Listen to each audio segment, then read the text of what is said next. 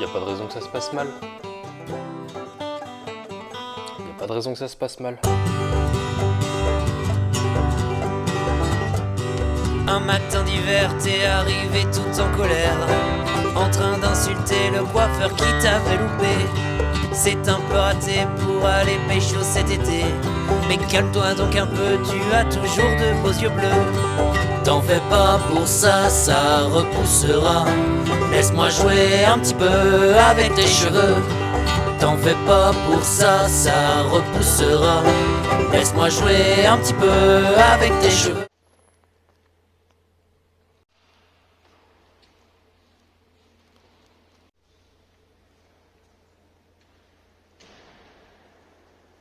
On va tester la réverb de la chapelle. Enenos quantus Domine santus. Enenos induquatationem. Moi et Mireille, on part sur la lune. Amuse-toi bien en Meurthe et Moselle. Amen.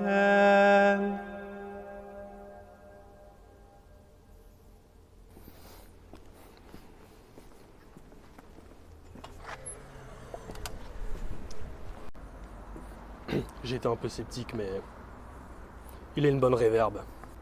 Je l'aime bien ce Chagall. C'est un bon gars. Tout au nord de la Moselle, dans le village de la Petite Roselle, à quelques dizaines de mètres de la frontière allemande, à côté de Forbach, se trouve une mine, une vraie mine.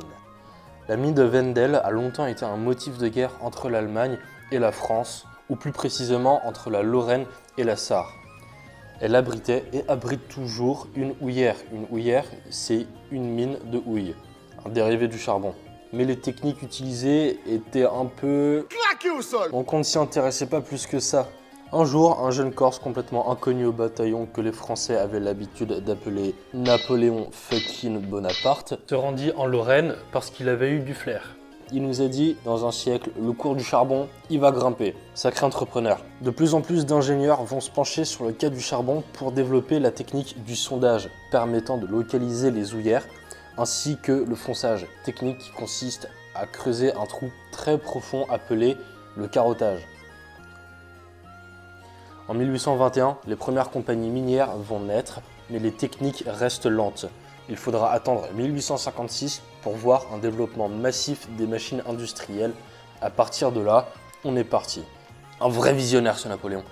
Pendant plus d'un siècle, le Grand Est et le nord de la France se développeront grâce à l'industrie minière. Alors je ne sais pas pourquoi les mineurs ont toujours dégagé une image très misérable, pauvres, sous-traités, précaires, alors qu'en vrai, j'ai jamais vu un milieu aussi socialiste. Tous les salariés avaient droit à un logement gratuit, chauffage gratuit, transport gratuit, formation gratuite, hôpital et soins gratuits, système de sécurité sociale et de retraite, sanitaire gratuit. Sachant que les compagnies refusaient de mettre en avant la hiérarchie professionnelle, les salariés devaient tous avoir plus ou moins la même parure. Donc, douche gratuite et obligatoire, tailleur gratuit, coiffeur gratuit, barbier gratuit. Tout ça pour que les salariés soient tous à l'aise pour leur activité externe prévue spécialement pour eux. Puisqu'ils ne travaillaient que très rarement plus de 8 heures par jour, vous pouvez les retrouver au cinéma, à la pétanque, au bal, à la fête foraine, au bistrot avec orchestre, des tavernes. On pouvait même observer des plages exclusivement réservées aux mineurs et leurs familles. La formation des miniers commence très tôt, dès l'âge de 14 ans. Les jeunes Lorrains sont envoyés en formation pendant que les filles sont envoyées en école ménagère. Dans ces écoles, on y enseigne près de 600 métiers, dont les bouts de feu, cheminots, sauveteurs, police d'intérieur, machinistes, molineurs, lampistes, ingénieurs, électriciens. Mais en 1945, pour la reconstruction de l'Europe après la guerre, l'industrie minière sera nationalisée. Un personnage très reconnu dans cette histoire, c'est Robert Schuman. Robert Schuman fera voter plusieurs lois concernant le commerce du charbon. La particularité de ces lois, c'est qu'elles concerneront l'intégralité de l'Union européenne. Et c'est une première dans l'histoire de l'Europe. On lui accordera plus tard le surnom du père de l'Europe. En 1994, la Lorraine cessera l'activité minière. En 2004, la dernière mine de France ferme ses portes, situé à la Houve, en Moselle. Je suis juste en dessous de la Tour Eiffel, pas celle de Paris. Celle de Apache.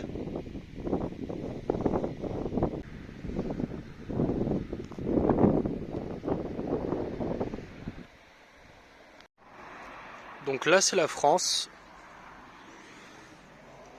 là c'est l'Allemagne, et là c'est le Luxembourg.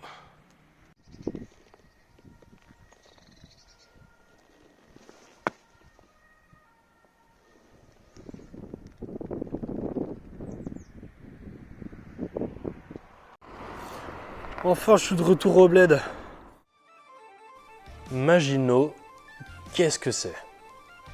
Alors André Maginot, c'est un ancien ministre de la guerre et député durant l'entre-deux-guerres. C'est durant cette période qu'il va tracer une fameuse ligne portant son nom près du front de l'Est grâce à des forts qu'on appelle ouvrages militaires, qu'on connaît mieux sous le nom de bunkers. L'ouvrage A19 est le plus célèbre de la ligne Maginot, car le plus gros. Construit en 1930, il est composé de près de 10 km de tunnels souterrains allant jusqu'à 96 mètres de profondeur. 6 années ont été nécessaires pour construire ces tunnels reliés par ce qu'on appelle des blocs. Les blocs, ce sont simplement des quartiers ayant des fonctions bien précises telles que les salles de cinéma, groupes électrogènes, lieux de repos, magasins de vivres, les vestiaires, les sanitaires, les cuisines, les tout à l'égout, ce qui en fait un ouvrage relativement moderne. Les ressources à l'intérieur étaient déplacées grâce à des mini-trains que les soldats avaient interdiction d'emprunter car elles étaient réservées aux officiers supérieurs, aux munitions et à la nourriture.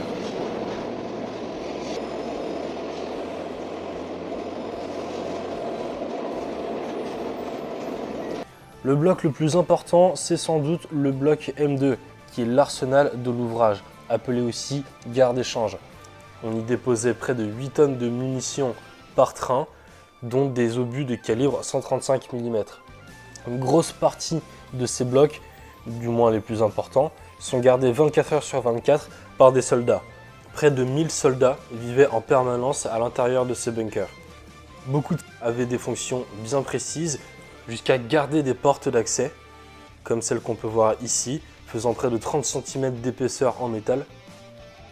On y trouve également des cuisines qui étaient très bien organisées, pouvant préparer ainsi jusqu'à 600 portions à la fois. Et pour la défense du bunker, on y trouve des canons appelés lance-bombes, pouvant tirer des obus de calibre 135 mm, ce qui est énorme. Le plus gros lance-bombe pesait 160 tonnes et était séparé de l'extérieur via 30 cm d'acier et 3 mètres de béton armé. Ce lance-bombe avait un champ panoramique, contrairement aux autres, et on a eu la chance d'avoir droit à une démonstration de tir d'obus de 25 kg directement sur le territoire allemand. C'était trop marrant. Début de l'année 1944, le bunker était aux mains des Allemands, mais la majorité des soldats avaient fui vers l'Est, craignant l'arrivée des soldats américains. Seuls 30 soldats allemands étaient encore à l'intérieur. Ces derniers ont bombardé les Américains durant 3 jours, qui ont pu éviter les tirs car les tirs d'obus n'étaient pas assez précis. Les 30 soldats ont détruit tous les arsenaux de l'ouvrage avant de rejoindre l'Est.